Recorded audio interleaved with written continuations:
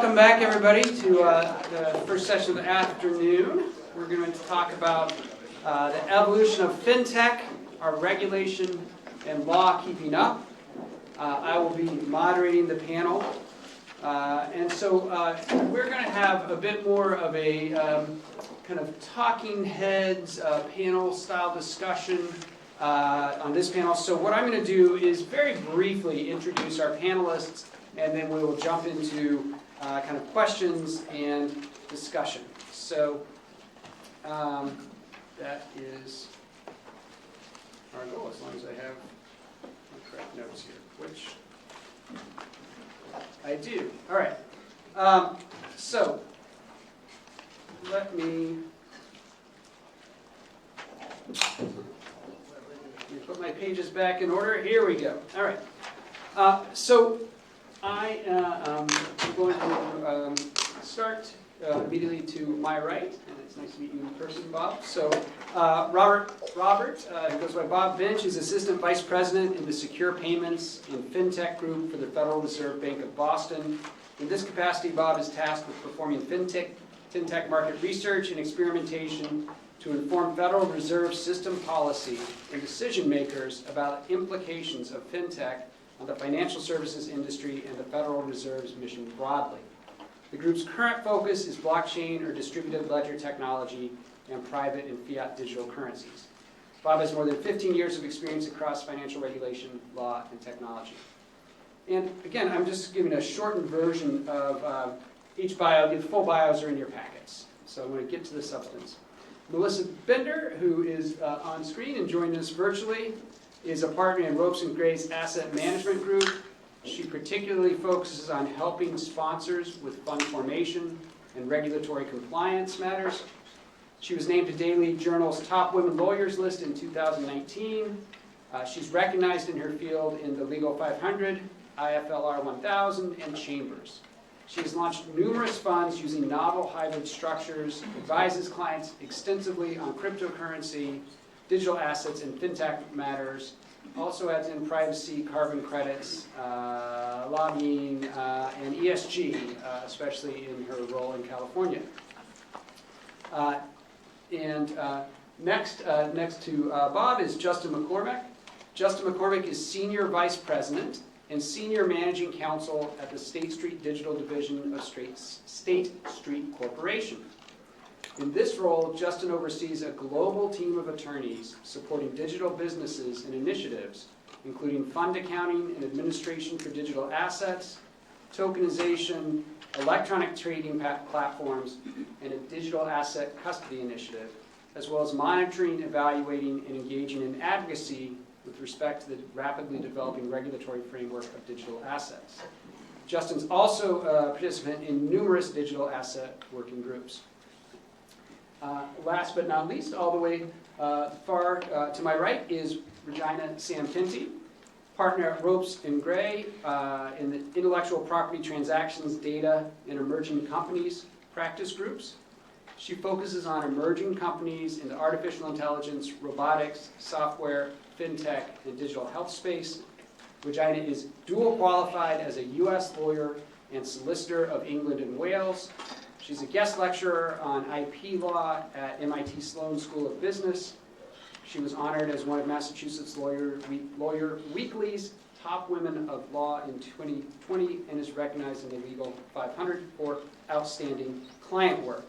So I am going to ask a question, and then I'm going to take a seat, and we're going to have a discussion. So welcome to all the panelists. Thank you so much for being here. Let's get right to the substance. And let's do a little bit of kind of level setting. Let's make sure we're trying to be on the same page. So let me turn to you, Regina, first and ask, could you give us a brief overview of the evolution and current state of FinTech, including, what's driving its growth and penetration? Sure. Can everyone hear me? I want to make sure this microphone is close. Great. Thank you for that, David. So just to kind of step back, right, if we all kind of think back, I want to say maybe 15, 20 years ago, although I may have to move up this timeline as the years progress, If we think about financial institutions, companies that are, kind of involved in investments, we think about big companies with lots of assets, with very complicated in-house compliance systems. And we all think that way, at least those of us who are kind of, working with some of those companies think that way because we see that world as very complicated, with very complex regulations that have to be complied with very expensive systems needed to run the kind of amount of data that they need to process. And all of that sort of changed due to a confluence of factors, and I think that, at least in my view, gave rise to FinTech. And it just started with kind of widespread adoption of mobile technology. We had suddenly devices that were, being used everywhere, and those devices were all producing data, whether we're processing them or not. And so suddenly we had a ton of data that was outside the purview of what these, select firms were really looking at. At the same time, we had a proliferation of kind of various analytical tools that were cheap to get. You could get open source, you could get different algorithms to process this data. I think if you look at, I majored in computer science, and so I think about kind of, not even the ancient big machines, but even when I was in school, the kind of, frames we had to use. And now you can have all of that processing power in a single cell phone that's in your hand. And so all of these factors sort of came together to make it really quite cheap to be able to process data. And I think the thing that really, fed into the FinTech revolution is a lot of these companies that were coming up were not encumbered by, a lot of the regulations that other banks worried about. It's not that it didn't necessarily apply to them, it's just they didn't have the capability to be too worried about them. And so it was a lot of run fast and break things and ask questions later. And so all of that sort of gave birth to this industry. And the question is, how did it come out of the shadows, right? Because if you're a bank, if you're a financial institution that's highly regulated, do you just want to go out and use data or analytics that's been produced by, for instance, a company that really doesn't understand your industry? And that remains a challenge today. But I think one of the things that probably, helped sort of move that forward, it started with the payment industry, which, because a lot of us are digital natives, we sort of embraced, payments, and then that kind of filtered into other areas. And for the banks, I think the big question, at least when I started looking into what was called alternative data, which is all of this, disparate sources of data, not your Bloomberg or Thomson Reuters sources of reports, but things like sentiment data, social media, geolocation data, just kind of even data from your receipts, right, when you purchase things using your credit card. When I started looking at it, one of the questions that the banks were really pondering was how much of this should we acquire from others versus how much of it should we build, in-house by ourselves. And I think initially so there was a tendency to try to build, mostly because you didn't want to buy a problem. And over time, as the industry has matured, I think, honestly, the banks and other established financial institutions have helped FinTech's growth because they've sort of, come to embrace some of what FinTech has to offer, the nimbleness and some of the creativity in how data is being processed. In addition to that, we have, the PE shops and the VCs that are really paying attention to high growth areas, like, when you talk about payments, wealth management might be another one. Of course, there is the, now the, whether it's the rise or the, skyrocketing of crypto, NFT, and metaverse. I mean, when we talk about FinTech, we're talking about a wide universe of applications that are all sort of used in the financial services sector. Those of you who were here this morning kind of heard, Mayowa talk about, the 8 different groupings, and that's just a grouping. If you, zoomed into it, you'd see even more. And so I think all of those things have contributed to kind of the growth of FinTech, the kind of wireless revolution, the data revolution, financial services, finally kind of embracing some of what FinTech has to offer. That's great. Well, you brought up the, the tremendous growth in crypto, NFTs, metaverse, and we should add, and tremendous growth, and in some cases now deflation. So, Melissa, why don't we turn to you in virtual land? Can you weigh in on this, and also include kind of what you're seeing from your clients? Yeah, happy to speak to this. Can everybody hear me okay? We sure can. Great. Okay. Yeah, I'm here to test the new hybrid world. So pleasure to be here. Thank you. I have to say that just the landscape here is absolutely fascinating. And, the change and the rate of change is really incredible, and innovation as well.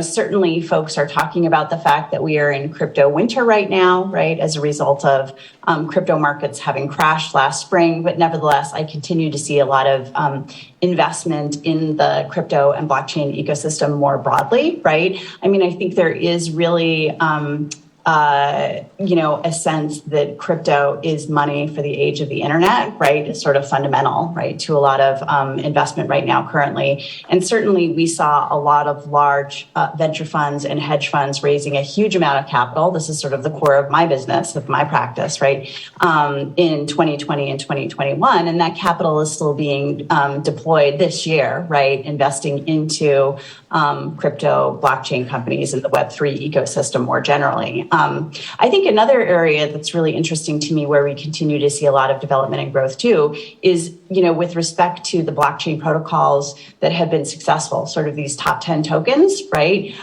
Where essentially they have a large amount of capital in the form of these tokens to be putting to work, right, in terms of helping to build out the ecosystem, right? And so they're very focused on grant programs, right, in terms of incentivizing developers to be continuing to strengthen and develop those ecosystems, right? I think a great example of this is actually the folks at Solana, right, who recently announced that they're looking to develop a cell phone, right, that is essentially a Web3 native cell phone, sort of in the way that the iPhone was, a brand new innovative product 20 years ago, right? I mean, none of us knew what an app was at that time. And so I think that, the vision of Solana is essentially to be building the next generation of technology such that all of us become really accustomed to using crypto in our day-to-day lives, and they see a cell phone as being essential to that.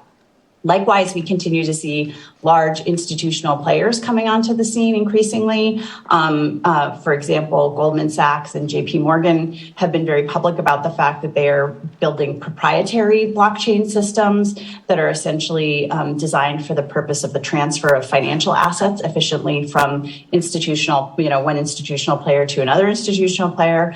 But likewise, too, there's a huge amount of interest in tokenization of real-world assets for purposes of getting access to a larger number of investors potentially, right? Some examples of this that we've seen recently are in the real estate space, where there are companies that are tokenizing real estate assets, and people can actually invest in and purchase real estate assets using cryptocurrency, right, for purposes of buying and selling and trading. And, real estate has historically been a very interesting use case on this front, because these notions that title could be memorialized in the blockchain is actually very attractive and could make things much more efficient and much more secure on a going forward basis. Likewise, too, we see large crypto trading platforms, although there's been some contraction of the Coinbase and the Geminis and the Krakens of the world following contraction of the crypto markets more generally, right? We see those companies holding on, right? We see that although the Celsius and the Voyagers of the world have imploded and are in bankruptcy, that there's continued interest in acquiring those assets and rebuilding on those platforms, right? And sort of reinventing those assets. And then turning to NFTs very quickly, right? This is a whole new area in terms of digital art, right? Music. Folks may be familiar with the Bored Apes, right, and the Azukis. But I think one thing that's really fascinating, and although some people may dismiss, a Bored Ape as being sort of a digital piece of art and who really cares, right? It's just a picture on your phone, and anybody can put a picture on your phone, right? The reality is that when you own a Bored Ape, you're actually entitled to a whole basket of rights associated with owning that asset, right? Including intellectual property rights. We can kind of get into that a little bit further, right? But effectively ticketing and other opportunities to participate in actual events through holding that NFT. In a similar vein, right, we see continued adoption of non-fungible tokens in the music industry, right?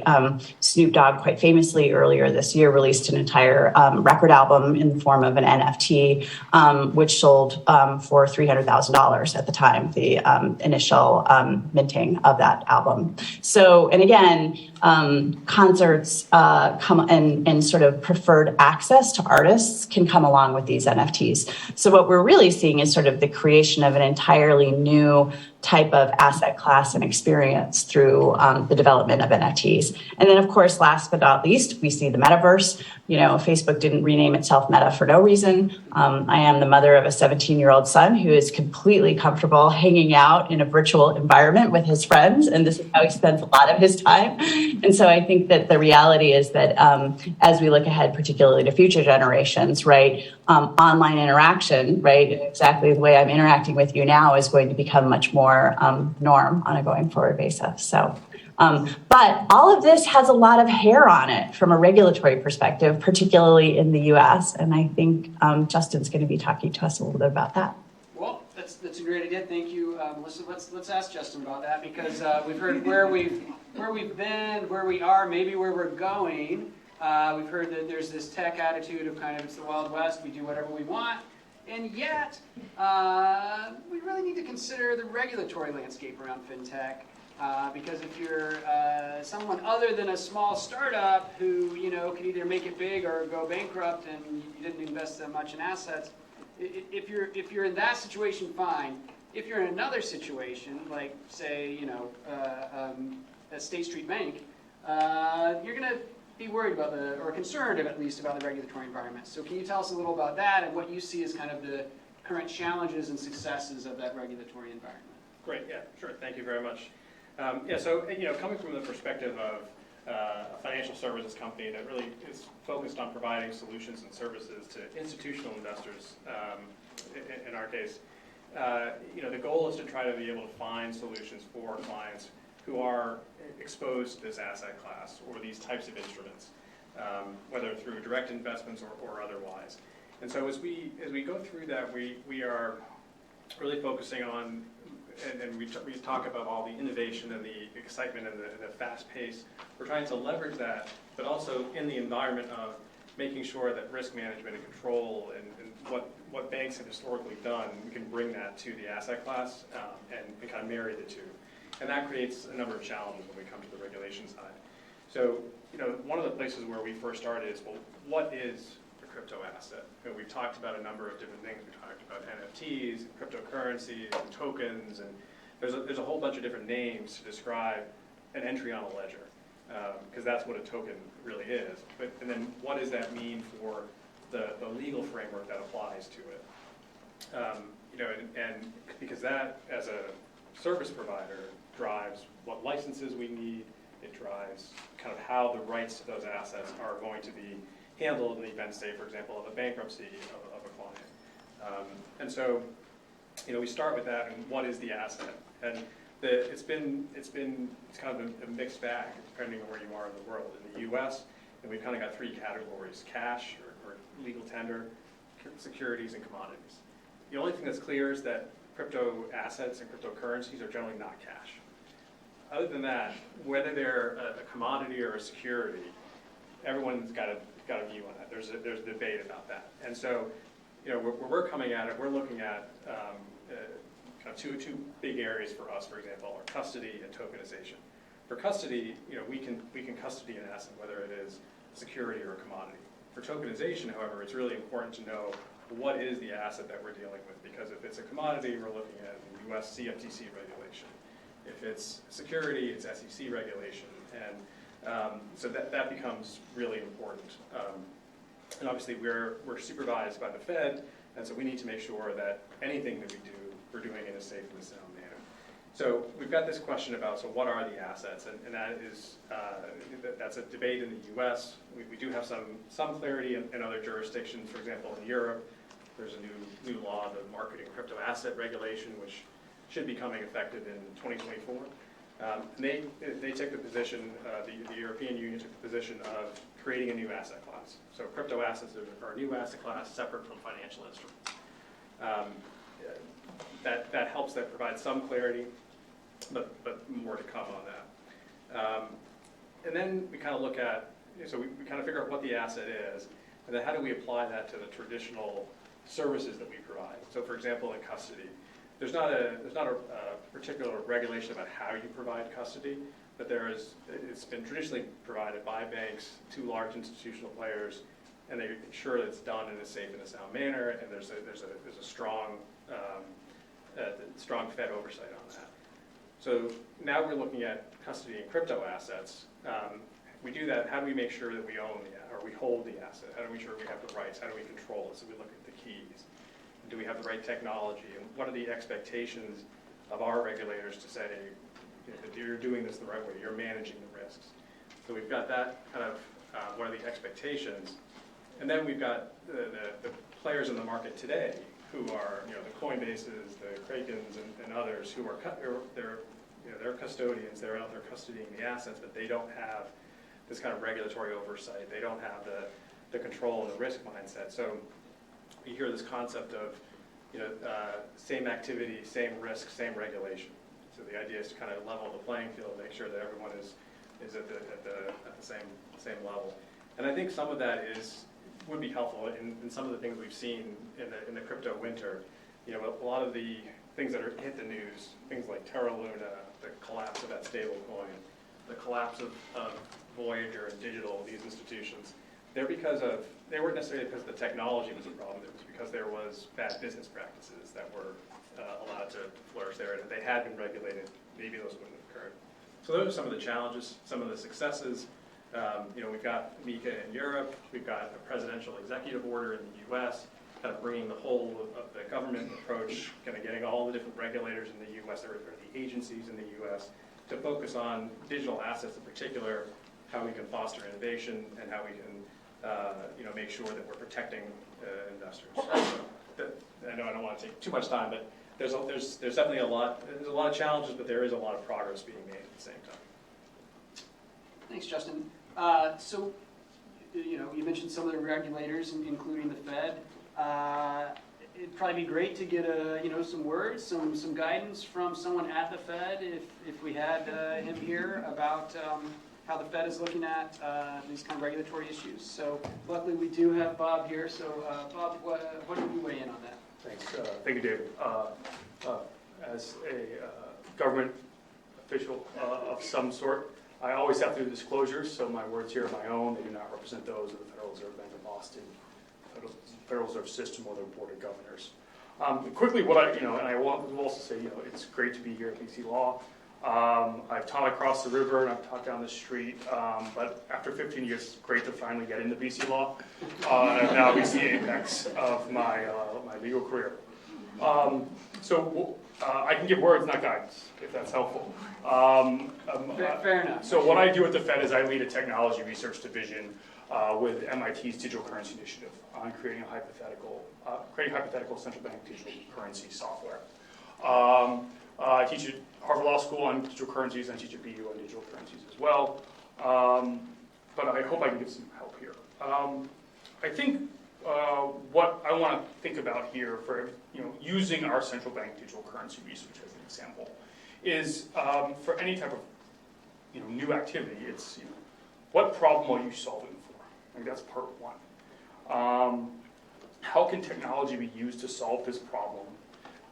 Is that technology actually going to solve the problem, right? And do you have staff in place to understand the technology well enough, either at the regulator or the government agency or the entity offering the technology, or bring the technology into the stack?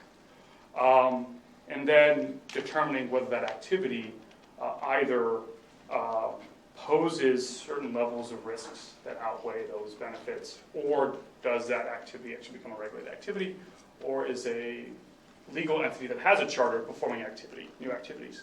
And so the question that I think about when I'm thinking about doing central bank digital currency research is one of balance. What is the benefit of this new technology, and what are the risks, and how can we figure out that balance? So when I think about a lot of what we talked about now in crypto, NFTs, in my perspective from our research sets, that all kind of is really the following up from Bitcoin. And what was Bitcoin? Bitcoin was an alchemy of a bunch of technologies that were mostly done in the 90s. Right? You had distributed computing from the 70s. You had public key cryptography from the 90s. You had unspent transaction outputs, multi-phase compute models, and then proof of work algorithms. And that's most of what the NFT cryptocurrency space, that's just based on those things, that alchemy, right? And what Satoshi Nakamoto was trying to solve for was the double spend model. How do we move something of value over the open internet, right? So when we talk about FinTech and financial technology, all that usually ends up in a domestic central bank payment system. What Satoshi was trying to do is get it out of that system. And so that was a problem he was trying, or he or she or they was trying to solve for. So when we think of central bank digital currencies, what is the problem we're trying to solve? I think that's a very unanswered question, and something that our leadership in the Federal Reserve believes needs to be a conversation with policymakers, both internally, the administration, and with Congress. But what we did in our team is understanding, all right, well, what's the technology and how could it be useful to potential future problems we might want to solve with, as you all discussed, how does money get on the internet, if you will, and should money get on the internet? So, we thought about, well, what technology is necessary for money to move a lot faster, right, at the speed of the internet? How can that money be secure? And then how can that money, what we thought about was scaling well and settling fast. And so we took that batch of technology that Satoshi put together back in 2008 and said, all right, what's useful here for our problem and what's not useful? The first thing we identified is proof of work. Consensus mechanisms is really not useful, for a lot of reasons. One is the energy investment, but two is the fact that proof of work is really slow. You shouldn't have to wait. I will date myself a bit, but I remember pulling down a Red Sox box score on Prodigy back in the early 90s, and it took me a long time to figure out how well Phil Plantier played that day. But you don't want money to work the same way. That'd be suboptimal, because on the other side there's going to be a bank having to take all that credit, liquidity, and operational risk. So can it move really fast? Can it move as fast as we think the economy might want to move? And so we figured out that the proof of work consensus model wasn't going to work. So we subbed in Raft consensus model, which is a random validator model. I think Solana's trying to do this. I think Melissa mentioned Solana. They went with a delegated validator model, and what the challenge with Solana is, and we look at that too. The problem with that is that you know where the next validation is going. And so if you want to jump the network, you just DDoS the next validator, which causes challenges to Solana. So how do we do that in a way that's secure?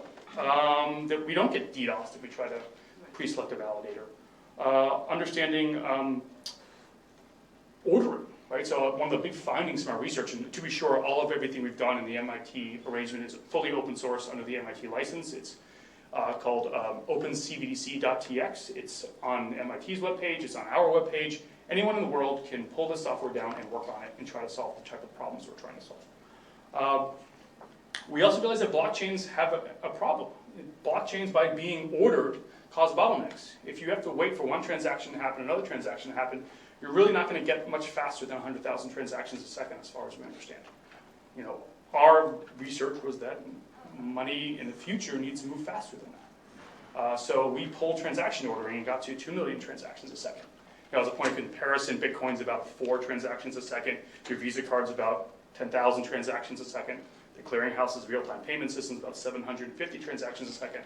And they all take a certain amount of time to clear and settle. Most financial markets are T+2. We got to under 5 seconds. So we did 2 million transactions a second, under 5 seconds in our hypothetical theoretical system. But what also needs to be answered, say for this, our hypothetical CBDC or any other product, is okay, we've done this cool technology and some smart engineers built some cool stuff, much like Google engineers built Google Glass. But the other question is this useful to anybody? What's the problem you're solving for? And then what are the risks? Risks to this type of money, right, is double spend is pretty good, but God forbid you have a counterfeit central bank liability. That's terrifying. And so you want to make sure that there's no chance that's going to happen. You want to make sure that safety and soundness is always in front of mind, and that the system as a whole remains safe and sound and stable. So for any of these products, we see ourselves as a product team in our research group. You want to understand what problem are you solving, what's the most effective technology you're going to use to solve that problem, and can the risks be managed for the benefits you're seeking to apply. And so that's how we look at our own internal technology work. And I think several governors have spoken on this exact question. Michael Barr, our brand new Vice Chair of Supervision, spoke on this on Tuesday. That they're, finding that balance is really critical, whether you're a central bank trying to think about new research or a company offering a service. Thank you. That's really interesting. I'm just writing down many questions that before I dive into those, let's zoom in a little more on crypto, NFTs, and digital assets. And since the International IP Summit, it'd be good to get out on the table kind of what are the IP issues here, and we can dive into other issues as well. So this, the rest of these questions are just kind of open for anyone, but maybe more goes to you, Regina. Sure, I'll jump in, and then of course others can jump in after. So maybe I'll start with crypto because I think the issues probably are kind of similar for other types of different types of fintech. So this morning we talked about how the pharmaceutical world is all about patents, and you need to patent your technology to make sure that once you kind of get that drug that you can actually recoup your investment. The fintech world is actually very different, and the crypto world in particular, crypto's origins were really about kind of buck the establishment, right? Like, this sort of, we don't want to kind of toe the line. And so it started, with this kind of really decentralized approach to ownership of things, right, or assets necessarily. And I'll talk about kind of what that means for investors in a bit. But what that means for IP is when we think about IP in the crypto world, we're talking about an extremely heavy reliance on open source systems, right? Like everything is open, and Maya referenced this morning about fintech in Africa, which is also true about what I've seen with my clients for fintech in the U.S. and crypto in particular. Is what you really want is network effects. You want more people adopting your technology, more people on your platform. You want different developers developing modules and different extensions for your, for your app, which then brings you more people, more users. And so there is not such a huge focus on let's get patents, although those are important, and there are companies obviously that value, patents and are able to get them. But the focus is less on let's get the patents and more on what can we do for a platform that allows us to connect A to B so that we can get all of these users who are already established in this particular community. There's a great sense of kind of community-based ownership and control management of things. The other bit is because the IP, we're talking about, if it's, again, something like the analytics and we're talking about kind of disparate data, decentralized ownership, a lot of software that may be, for companies that are both heavy users and heavy contributors of open source. Thankfully, maybe they're using the MIT license, but they could be using something like the Affero license, which is much more restrictive and could have more, viral effects. Again, by feature, by design, not by accident. We're talking about, when we talk about software and data and open source, these are assets that are very difficult to evaluate and assess, particularly in the investment context. And so I work with clients who are often trying to acquire crypto companies and other fintech companies, and they're used to having a framework for how you assess IP. What's the registered IP? Who owns it? And you kind of have to disabuse them of a lot of those notions because it's not really about that kind of IP. At least that's not where a lot of the value really resides. Where the value resides really is in the ability of the company to sort of be able to distinguish between what it wants to keep secret versus what it wants to share, and having kind of a healthy let's call it IP hygiene around, and policies around kind of how it does that. And a lot of times what you see, particularly in the crypto world, is it kind of runs right into the community that's building this technology, because that's not why they started working in crypto. It's not so that somebody can own it. And that leads to very interesting and creative conversations, which, I can get into in a little bit.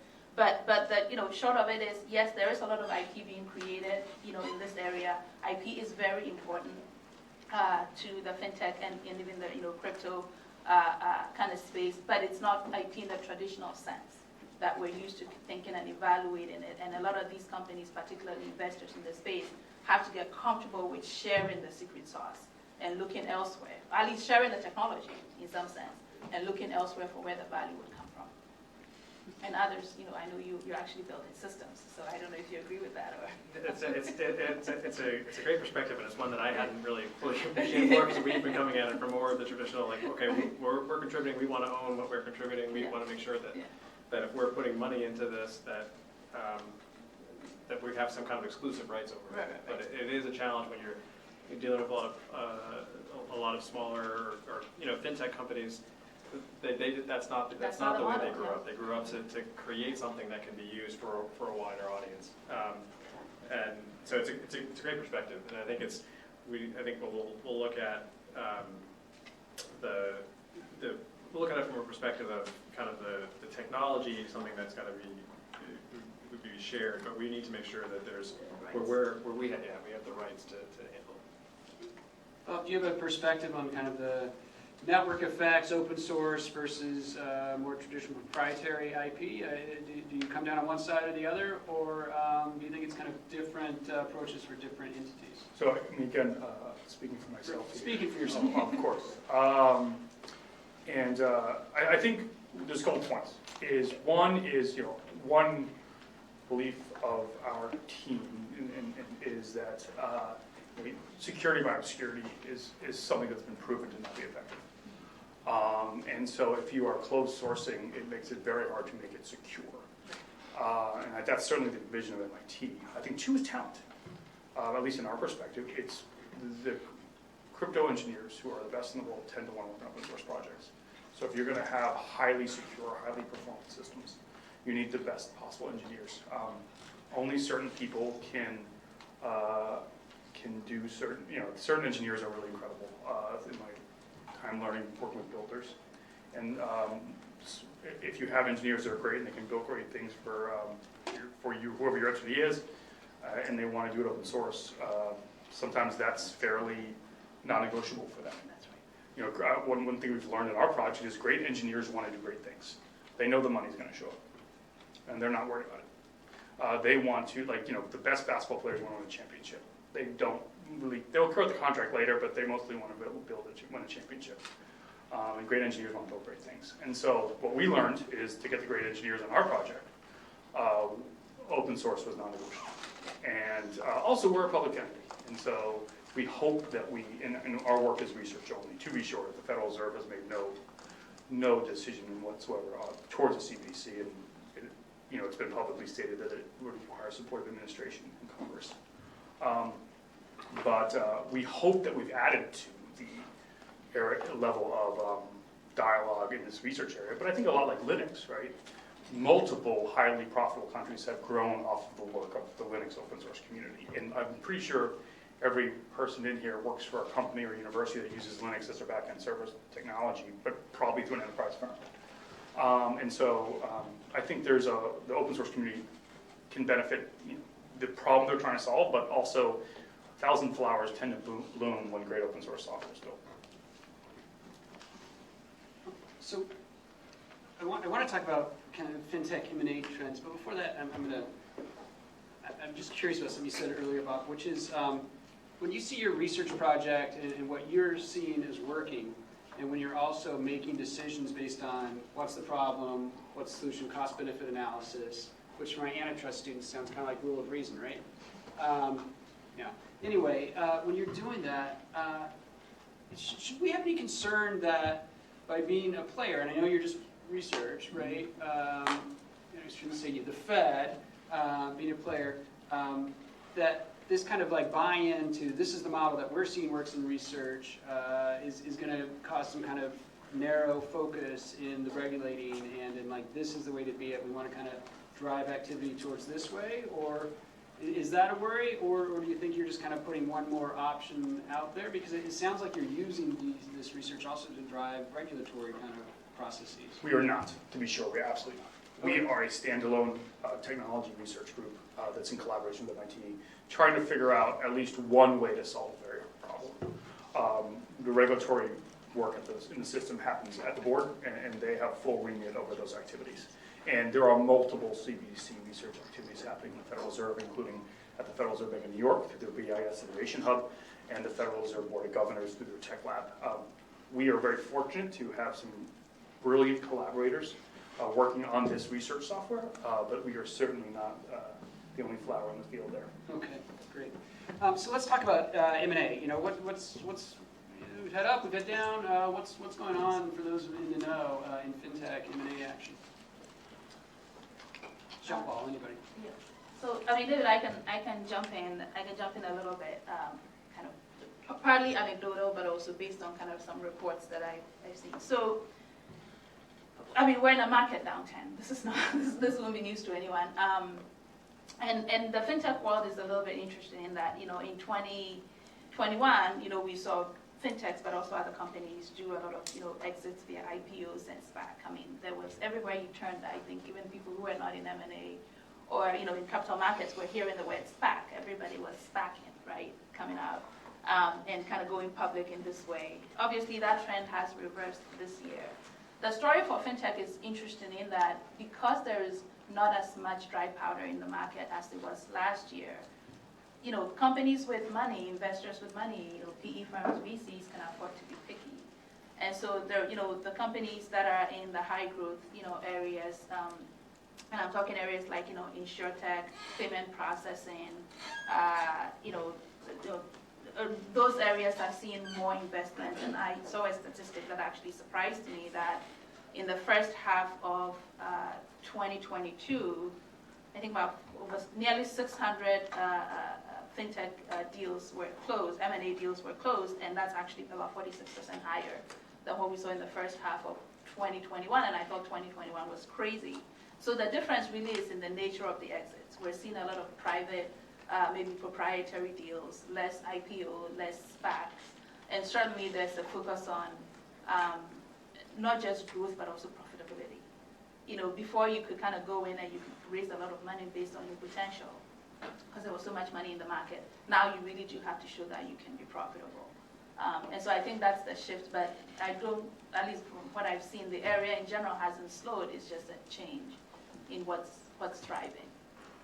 Yeah, sorry. I'm going to chime in inartfully because I'm here on the screen, but I just wanted to say that, yeah, when I was looking at some of the statistics around the transactions, the FinTech transactions that have happened this year, I was really struck by the fact that payments companies, right? I mean, that's where a lot of the venture money is going. The big venture money is going into companies that are primarily focused on payments, which I thought was just very telling. So. That ties into what Maya was saying this morning in FinTech in Africa. Yeah. So why don't we open it? And by the way, they've not cut you off. Africa is actually bucking the trend, generally FinTech. Yeah, it really seems to be quite the fast adopter. So let me stand up so I can see people. Why don't we open it up? Because I imagine people have some questions, and so we will just bring the microphone over. I guess Chris is the closest there with another microphone. Good. So Chris, I saw Steve's hand next, so we can get him the microphone. Thank you. I had a question I was struck by Justin's comment, which is he said cryptocurrency isn't cash. But isn't that the ultimate objective of cryptocurrency? You know, developers, they want to have a mechanism, an electronic token that substitutes cash, that's secure and anonymous. They don't want big companies and the government tracking their transactions. And I know that's not practical, right? You have money laundering issues and so forth. But I was curious about whether you think no matter what is done in the private and the public sector, you'll still have a faction of crypto developers or promoters that will try to implement an independent sort of monetary system based on cryptocurrency, no matter what.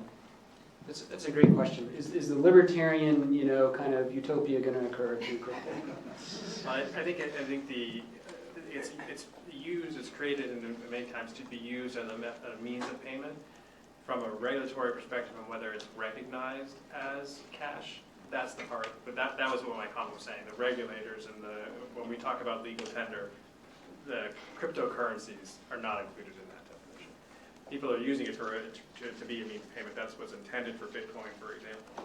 But and that's where you're also seeing stable coins come in because, well, if we want to be able to pay for something that's created on the blockchain, how do you pay for it can't pay for it with fiat cash because it's not on the blockchain. You have to have some kind of substitute. Right now, it's stable coins.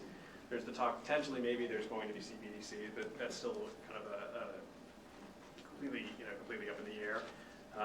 So we may see certain things come in the future. Maybe we'll see CBDCs. Maybe we won't. That's the only thing to me that would be real cash from a regulatory perspective. Go ahead, Steve. Okay, Steve Chow for my second OK Boomer moment today. Let me say I go back with Richard Stallman in college. So for those of you who know about free software and open source, etc. But I want to ask a question, whether you can get some involvement from people you know about the new amendments to the Uniform Commercial Code to address what we call controllable electronic records, because the word digital assets is already taken in some of our other laws. And the issue that I've always had is following up on Robert's view, is what is the problem here? And I look at in the 1990s, the Uniform Electronic Transactions Act, which I was on the drafting committee for, we rejected the idea of digital signatures because we wanted to be technology neutral. I was in those days representing certification authorities in public key infrastructure stuff. So when blockchain came up early on, I said, well, this is just a glorified additional digital signature. It doesn't really do anything else. And Satoshi's manifesto, I was really talking to the idea of disintermediating and to make the system more democratic. But as I see it today, most of these systems are basically platforms that sometimes they use the Ethereum on that blockchain, sometimes they do their own. But the reality is that these things are not immutable. The token itself is not immutable. What happens is that there are pointers from the so-called smart contracts to externalities. But people do interfere with those externalities. And people interfere with the on and off ramps on basic exchanges. And so it's not merely it's actually the technology that is an issue in addition to bad actors. I mean, I think that we have these expectations. But I'm just curious I would welcome any input from any of you on this UCC thing, because it's completely approved by American Law Institute, the Uniform Law Commission, and the Business Law section. I'm sort of representing the IP law section and saying, well, does this stuff actually work? Because, All right, yes. anyways, if you can answer some of the off-ramp stuff. Sure, and Melissa, anytime you want to speak up, you can take yourself off mute, and we'll do the best. So who would like to chime in first? I can't speak too deeply on the UCC stuff, other than the Federal Reserve has a fantastic lawyer who's in the UCC committee, who's been working on this exact question. And things like UCC law that people did not find fun and exciting maybe in the past other than specialists are now getting into it, right? I will say that in reference to your OK Boomer moment, the most valuable conversations we've had in our research are persons from who came up in areas in distributed computing. There's a researcher named Gregory Pfister who invented clusters, who I called and said, what does all this mean? He's like, this just looks like trumped up two-phase commit. And our research actually came back to find that we ended up using a two-phase commit model and not blockchain. Because the two-phase commit model provided materially higher performance. Similarly, in the early days of crypto trading, the persons who did best were the Merck traders, the people who came up with the Chicago Merck system and tended to be of that generation. So there's a lot, with safety and soundness, I'll say, you need to go back to kind of core principles of safety and soundness. What is the activity? What's the risk? And how you're controlling for that risk? And so I would say more proudly, OK Boomer, because we've learned a lot from the generation who have built a lot of this core architecture.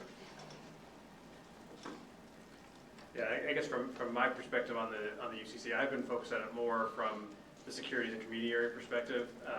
And to your point about people talking more about the UCC now than they ever did, that's the same thing with custody. Who ever cared about custody? Well, you start talking about it in the past 2 years, it's been coming up a lot more.